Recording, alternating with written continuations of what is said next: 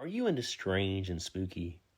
Then you need to check out Shadow Market on June 27th from 10 a.m. to 5 p.m. at the Manchester Event and Visitor Center in Manchester, Tennessee. It's just a short drive from Nashville. Shadow Market's a living tapestry of gothic goods, high fantasy, horror, dark art, oddities, and all things wonderfully weird. Pre-purchase tickets are just $11 or $15 at the door on the day of the event. You can purchase tickets and vendor booths now at shadowmarketus.com. Again, that's shadowmarketus.com. And be sure to follow Shadow Market on Facebook at facebook.com/shadowmarketus. Stay spooky. We'll see you at the Shadow Market.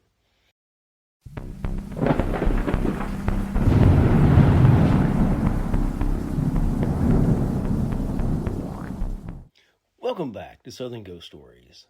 I'm the American Haunted Historian, Allen Sircy.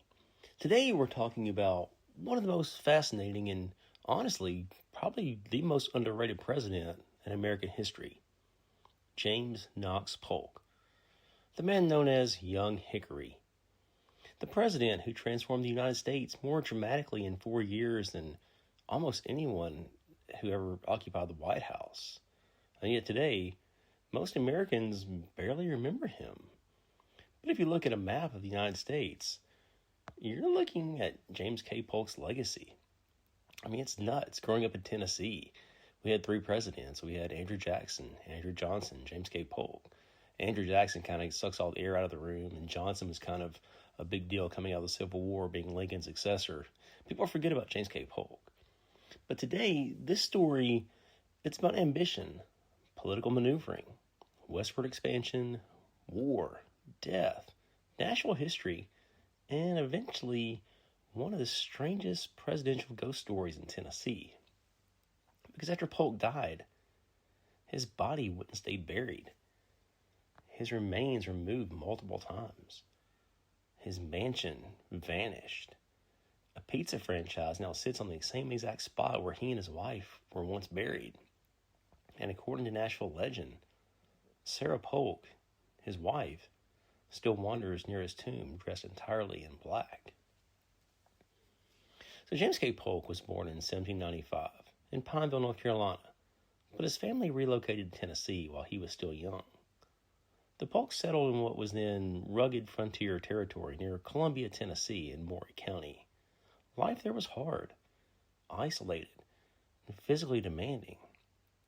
Tennessee itself still felt more like the edge of the wilderness than part of a growing nation. And young James Polk he almost didn't survive childhood. For years, he suffered from severe health problems, likely caused by bladder stones. The pain became so intense as a teenager he went under an operation without anesthesia, something nearly unimaginable today. Doctors restrained him physically during the procedure while surgeons removed the stones manually.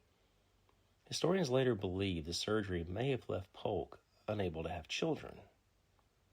And that experience reportedly shaped him psychologically. Friends later described Polk as intensely disciplined, driven, and almost obsessive about work. Unlike Jackson, who exploded emotionally and carried himself like a frontier warrior, Polk projected a colder, more methodical personality. But he idolized Andrew Jackson. And eventually people started calling him Young Hickory, because you guys know Old Hickory was Jackson's nickname. Polk attended the University of North Carolina and quickly proved himself academically brilliant. After returning to Tennessee, he studied law and entered politics almost immediately. And from the beginning, he attached himself firmly to Andrew Jackson's political movement. That connection mattered enormously. Jackson dominated Tennessee politics like few figures ever have. His influence opened doors for younger politicians willing to align themselves with the Democrat Party and the movement they were growing around him. And one of those important allies was Felix Grundy. And honestly, you can't really understand Polk's rise without understanding Grundy. In 1815, Felix Grundy built an elegant Nashville estate on the corner of Vine and Union Streets near the Tennessee Capitol. He called it Grundy Place. Grundy was one of Tennessee's major political power brokers. He had served as a congressman, senator, and eventually attorney general under President Martin Van Buren. And more importantly, he was deeply connected to Andrew Jackson's inner circle. He was one of his right-hand men. And as Grundy's career slowed down, Polk's began to accelerate rapidly. Polk entered Congress in 1825 and eventually rose all the way to the Speaker of the House, an enormous accomplishment for someone still fairly young politically. Yet despite those successes, his career suddenly stalled badly back home in Tennessee. In 1839, Polk won the Tennessee governor's race, and that's when it started to unravel. He lost re-election in 1841 to Whig politician James Jones. He ran again and lost again in 1843. For most politicians, 2 consecutive defeats would have ended presidential ambitions permanently. But James K. Polk, he wasn't finished. Not even close. He was just getting started. The election of 1844 remains one of the strangest political stories in American history. At first, nobody seriously expected Polk to become president. Nobody. The Democratic frontrunner was President Martin Van Buren. He expected the nomination easily. But the Democratic convention collapsed into chaos when Van Buren failed to secure enough support. Ballot after ballot failed to produce a clear winner. Meanwhile, powerful figures maneuvered behind the scenes. James Buchanan, Lewis Cass, John C. Calhoun, and Richard Mentor Johnson. And quietly, Andrew Jackson began pulling some strings. Jackson believed Polk could unify the party, especially if he promised only one presidential term. Eventually, Van Buren realized he wasn't going to win and threw his support behind Polk. Suddenly, almost out of nowhere, young Hickory emerged as the Democratic nominee, thanks to Andrew Jackson. It shocked the nation. In many ways, Polk became America's first true dark horse presidential candidate. And somehow, he won. Polk defeated Henry Clay in the 1844 election and immediately transformed the presidency into one of the most consequential administrations in American history. Because James K. Polk aggressively pursued Western expansion, unlike almost any president before him. And honestly, whether you admire him or criticize him, there is no denying the sheer scale of what happened during his administration. Under Polk, Texas officially entered the Union. The Oregon Territory was secured. The Mexican-American War erupted. And the United States acquired massive western territory stretching toward the Pacific Ocean. Modern states included California, Nevada, Utah, Arizona, New Mexico, and portions of Colorado and Wyoming. All became American territory largely because of Polk's expansionist policies. And that's staggering historically. In just 4 years, the United States changed shape permanently. But Polk paid a price personally for that ambition. He worked obsessively. White House staff later described him as exhausting himself constantly. Unlike many presidents, Polk micromanaged details personally and often worked late into the night reviewing reports and correspondence. By the end of his presidency, he looked physically worn down. And, remarkably, he kept his promise. He refused to seek re-election.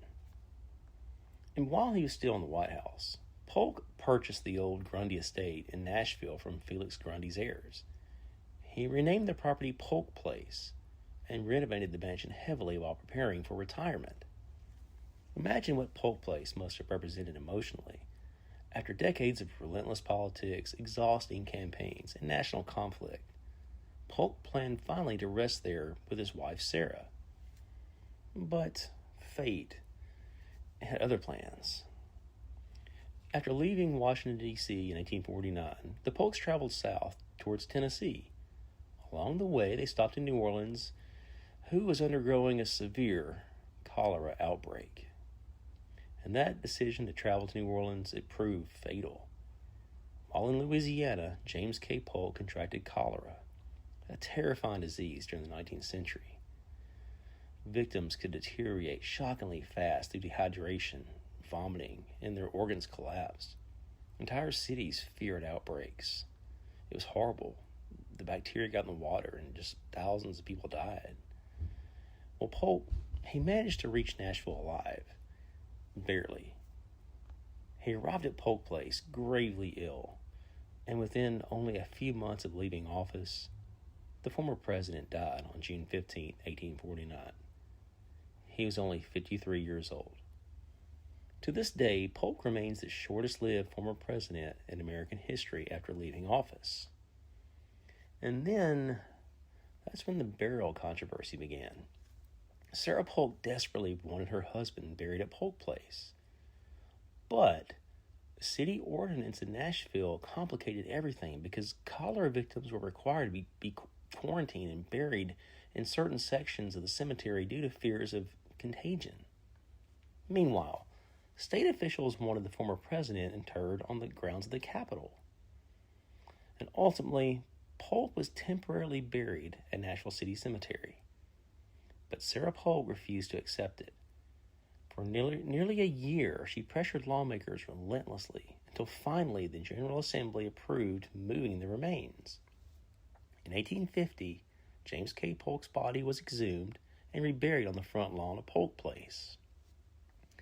And there he remained beside Sarah for decades. Sarah Polk became something of a Nashville legend herself. After James died, she dressed entirely in black for the rest of her life. Every day for 42 years. Visitors described her as dignified, intelligent, deeply religious, and intensely loyal to her husband's memory. And Polk Place became one of Nashville's most important social landmarks. Presidents visited. Military leaders visited. Politicians visited too.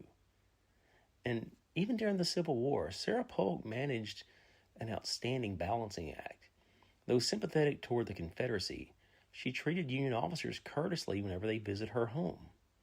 And that diplomacy likely protected Polk Place during one of the most dangerous periods of Nashville history. Sarah finally died in 1891 and was buried beside James on the property lawn. But once again, the dead wouldn't remain there permanently. Because after Sarah's death, Polk Place became tangled in inheritance disputes involving dozens of Polk relatives, cousins, uncles, you name it. Eventually, the property was sold, and developers from Chicago purchased the property. And then something heartbreaking happened. Polk Place was demolished. Gone. One of Nashville's most important presidential homes torn down completely to make way for an apartment development called Polk Flats. Even those apartments didn't last long. They vanished too. Then came parking lots, hotels, modern development. Today, perhaps the strangest detail of all, there's a pizza place that occupies the exact location where James K. Polk and Sarah Polk were once buried. And that honestly feels almost symbolic how strangely forgotten Polk became despite reshaping the country. Eventually, Polk's remains were moved again to the Tennessee Capitol grounds, where they rest today beneath the elaborate tomb overlooking downtown Nashville. But even then, the story still isn't over. Because lawmakers in Columbia, Tennessee attempted yet another relocation effort in 2017, hoping to move Polk back to his hometown. The proposal sparked enormous controversy before ultimately stalling. So even in death, James K. Polk still cannot seem to stay settled permanently. Oh, and then there's the ghost stories. According to Nashville legend, the Polk tomb at the Capitol is haunted by a woman dressed entirely in black. Witnesses claim she appears kneeling beside the tomb late at night before suddenly vanishing if someone comes near. Most people believe that figure is Sarah Polk herself. And honestly, it fits perfectly. A widow who mourned her husband for 42 years, wandering eternally beside his grave. But the hauntings don't stop there. On the old Polk Place property, particularly near the Ben West Library building, employees, they whispered about strange activity after dark. There's a former radio manager who talked to a reporter for the local newspaper, and he spoke openly about eerie experiences inside the building, constructed near the former estates. He described disembodied voices, the overwhelming feeling of being watched, strange sounds in empty rooms, and conversations seemingly happening inside the building when no one else was present. And interestingly, modern workers there still reportedly avoid staying there late alone at night. Maybe it's just an old building settling. Maybe it's their imagination. Or maybe part of Polk Place never truly disappeared. And what fascinates me most about James K. Polk is how strange his legacy became. He may have accomplished more in one presidential term than almost anyone in American history. He expanded the country dramatically, reshaped American politics, oversaw massive territorial growth, and yet today most people barely even know his name. Meanwhile, the places tied to closest to him physically, his mansion, his burial, even the ghost stories, all became tangled in relocation, demolished, and disappearance. Almost like history itself couldn't decide what to do with James K. Polk after he had died. And if you want to learn more about the haunted history in Nashville, including stories about Polk and other haunted landmarks like the Capitol or the Ryman Auditorium, check out my book, Southern Ghost Stories, Downtown Nashville. So much history in Nashville. They even had a battle between the early settlers and the Native Americans in the 1700s in the part of Nashville where Broadway is now. All those old honky-tonks, they're all haunted. So, got a question for you. Have you guys been to Monster City Madhouse yet? MonsterCityMadhouse.com. That new show there is Gravestone, man. It's a whole lot of fun. Featuring a mashup of Tombstone and the Universal Monsters, this Monster City Madhouse exclusive shirt is made from comfortable 60/40 polyester cotton blend, with quotes like, "I'm your Huckleberry, and hell's coming with me." You'll be ready to unleash monster justice. Oh, and don't forget, use promo code SAVE10 to save 10% off your order.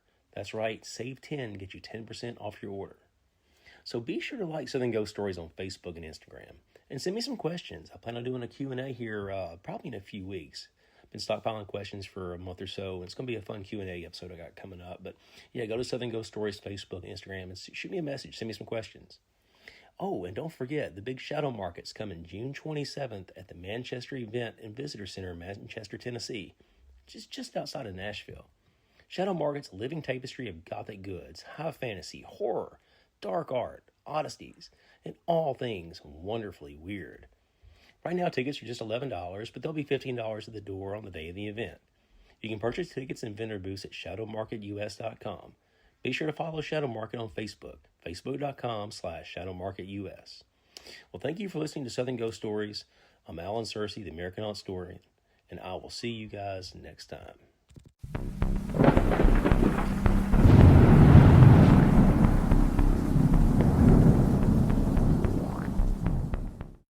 Monster City Madhouse, a year-round online store full of Halloween and classic horror shirts with an emphasis on the vintage look. Use code SAVE10 for 10% off your order. MonsterCityMadhouse.com. Free shipping and financing's available.